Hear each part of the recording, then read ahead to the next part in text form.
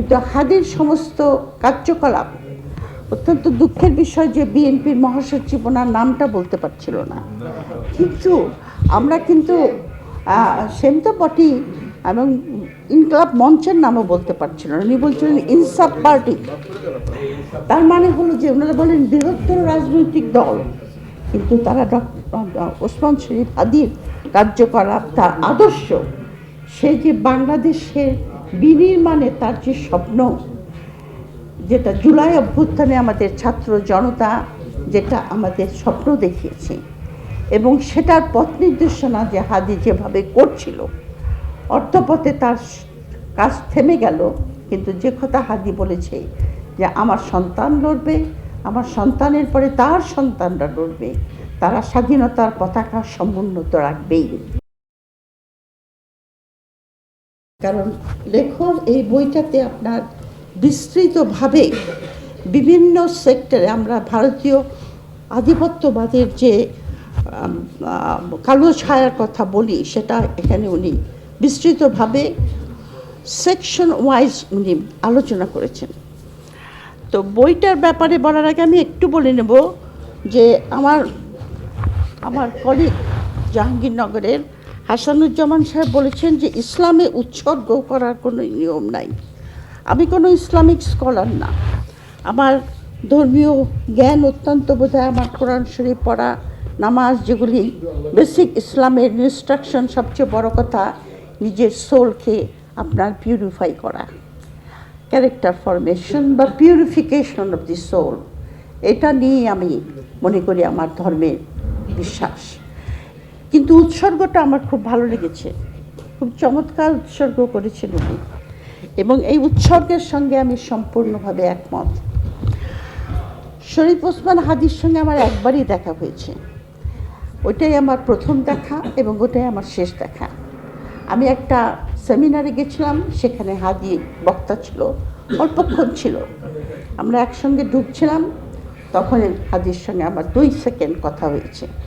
কিন্তু হাদির সমস্ত কার্যকলাপ অত্যন্ত দুঃখের বিষয় যে বিএনপির মহাসচিব ওনার নামটা বলতে পারছিল না, কিন্তু আমরা কিন্তু সেম তো বটেই, এবং ইনকলাব মঞ্চের নামও বলতে পারছিল না। উনি বলছিলেন ইনসাফ পার্টি।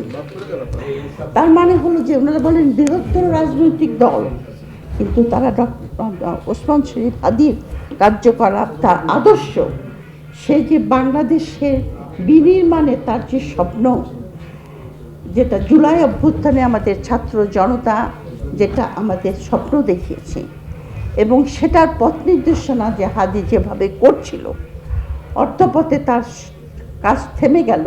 কিন্তু যে কথা হাদি বলেছে যে আমার সন্তান লড়বে, আমার সন্তানের পরে তার সন্তানরা লড়বে, তারা স্বাধীনতার পতাকা সমুন্নত রাখবেই। সুতরাং ঢাকা ইউনিভার্সিটি এবং অন্যান্য আমাদের যে ছাত্র, তারা সবাই আমার ছাত্র, জাহাঙ্গীরনগরের যারা পড়েছে তারা তো অবশ্যই ছাত্র, এদের প্রতি আমার অসীম স্নেহ আছে। কারণ আফটার অল আমি একজন মা, এবং ওদের মধ্যে আমি আমার সন্তানদের ছায়া দেখি। এবং তারা এই যে আমাদের স্বাধীনতা হওয়ার পর থেকে 71-এর মুক্তিযুদ্ধের পর থেকে বাংলাদেশ যে একটা মুক্তিযুদ্ধের স্বপ্ন থেকে বিচ্যুত হয়ে পড়েছিল, এবং আমরা কোনো পথ খুঁজে পাচ্ছিলাম না। আমি ব্যক্তিগতভাবে, যেহেতু আমি অ্যাক্টিভিস্ট না, আমি লিখি, আমি ব্যক্তিগতভাবে আমি লিখেছি যে বিশেষ করে 2009 সাল থেকে শুরু করে শেখ হাসিনা যে ক্রমান্বয়ে একটা ফ্যাসিস্ট হয়ে উঠছে এবং দেশের সমস্ত গণতান্ত্রিক প্রতিষ্ঠানগুলিকে ভেঙে দিচ্ছে, এটা আমি বহু লেখায় লিখেছি, কিন্তু কোনো পথ খুঁজে পাচ্ছিলাম না। আমার মনে হচ্ছিল যে আমরা বোধহয় এখান থেকে আর বেরোতেই পারবো না। আমি ওই বিজয় সরণির ওখানে একটা মূর্তি ছিল না বিরাট, শেখ মুজিবুর রহমানের, আমি ওখান থেকে যাওয়ার সময় সবসময় দেখতাম। আমি অনেক সময় আমার যে গাড়ি চালক ওকে বলতাম, আমার জাহিদ জানো এই মূর্তিটাকে না একদিন লোকে মাটিতে নামিয়ে দিবে, আমি কিন্তু থাকবো না তখন, দেখবে তুমি মানুষে নামাবে। কারণ এত অন্যায় অবিচার ওই নামে হচ্ছিল, কিন্তু আল্লাহর অসীম করুণা যে আমি বেঁচে থাকতেই দেখে গেলাম যারা তার ভারতীয় আধিপত্যবাদের আইকন, আইকন, মানে তাকে ব্যবহার করে ভারতীয় আধিপত্যবাদকে যে প্রতিষ্ঠা করেছিল বাংলাদেশে, সেই মূর্তিটাকে যখন নামিয়ে আনলো এবং আমি নিজের চোখে দেখে যেতে পারলাম, তার জন্য আমি আল্লাহর কাছে শুকরিয়া জানাই। আর দ্বিতীয় কথা হলো, আধিপত্যবাদটা কি? আধিপত্যবাদটা কিন্তু আপনার সরাসরি যারা, যিনি ব্রিটিশ আমাদেরকে 200 বছর শাসন করেছে, ওই শাসনটা ছিল সরাসরি। যদিও আমাদের এখানে বেঙ্গলে, ইস্ট বেঙ্গলে আমরা কিন্তু ব্রিটিশের অধীনে ঠিক ছিলাম না, আমরা ছিলাম জমিদারদের শাসনে।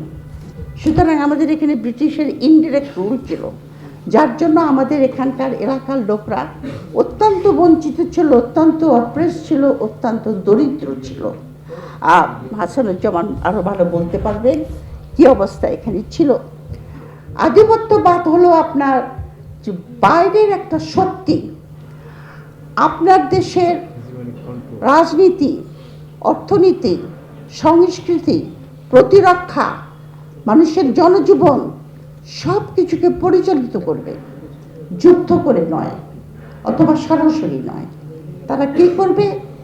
বিভিন্ন ধরনের কলাকৌশল, যেটা এই বইটার মধ্যে খুব সুন্দর করে আমি চ্যাপ্টারগুলি দেখলাম, খুব সুন্দর করে লেখক তুলে ধরেছেন যে কত রকম কৌশলের দ্বারা যে জিনিসটা ঘটে সেটা হলো মানুষের মননকে অধিকার করে নেয়, মানুষের চিন্তা, মানুষের মানসিকতা, মানুষকে চিন্তা করতে শেখায় যে আমার কোনো ইয়ে নাই, স্বকীয়তা নাই, আমি একটা আমার কোনো চিন্তা করার ক্ষমতা নাই, আমি কে আমি তা জানি না, আমাকে বাইরের শক্তি যা করতে বলছে আমি তাই করব।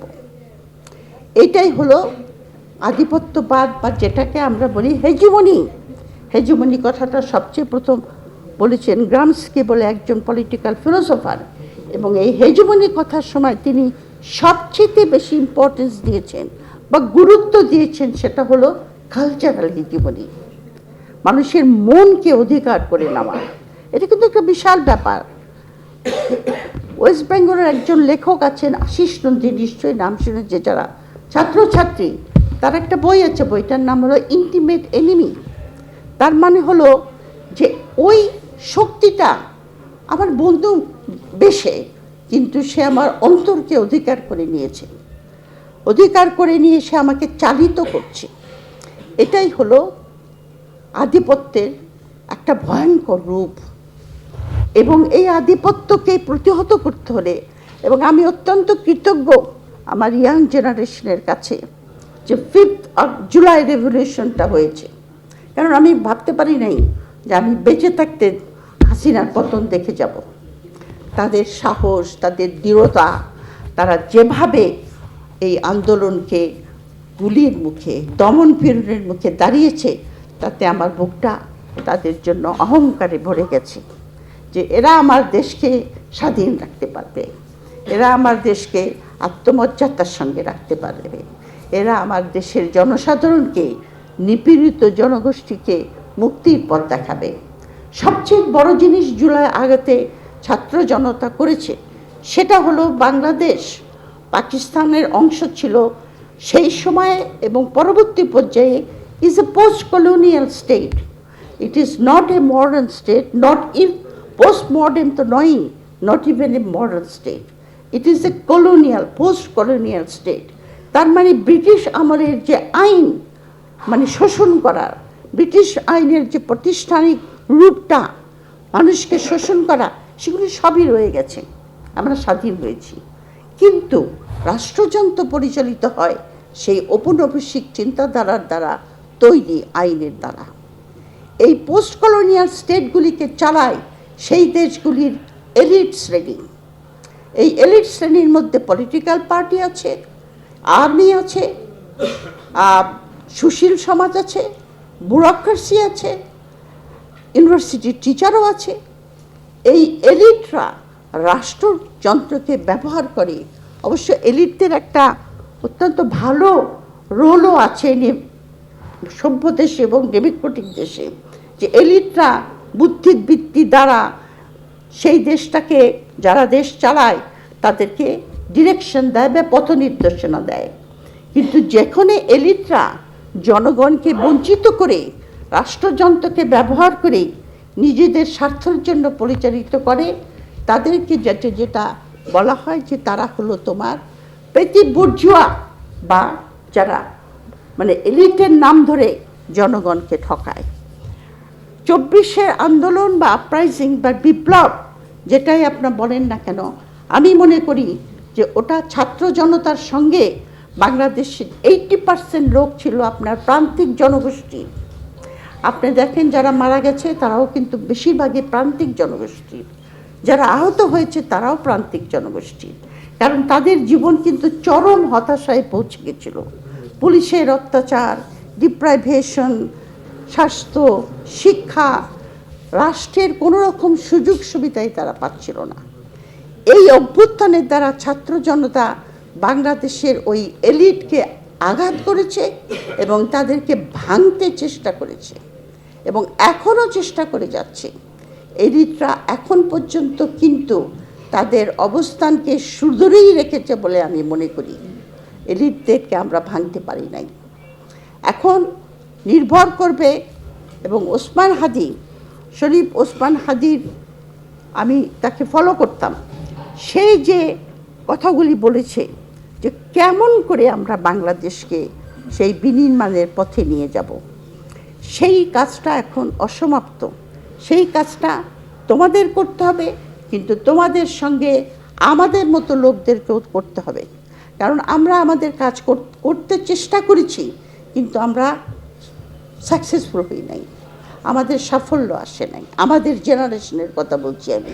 কিন্তু আমরা যারা ছাত্র জনতা, ইয়াং গ্রুপ, আমি এদের কথা শুনলাম, অনেকে এখানে যারা বক্তব্য দিয়েছে, এবং আমি খুব ইমপ্রেসড হয়েছি তাদের কথায়, যে এই আধিপত্যবাদকে রোধ করতে হলে কি করতে হবে। কথাগুলি অত্যন্ত সুন্দর বলেছে, যে সমস্ত প্রতিষ্ঠানের দ্বারা আধিপত্যবাদ প্রতিষ্ঠা হয়েছে তার বিপরীতে আমাদের সেরকম প্রতিষ্ঠান গড়ে তুলতে হবে, কালচারাল, পলিটিক্যাল, হোয়াটএভার। সেটা কি করে কাউন্টার করতে হবে। সবচেয়ে বড় কথা, ভারতীয় আধিপত্যবাদ যে আমাদের এখানে প্রতিষ্ঠিত হয়েছে, সেটা ভারতীয়রা কার দ্বারা করেছে? আমার দেশের লোকদের জড়িত করেছে। হাসিনা যে ফ্যাসিস্ট হয়ে উঠেছে, হাসিনা কি একলা ফ্যাসিস্ট হয়ে উঠেছে? changetv.press, এক ফোঁটা হলুদও নেই।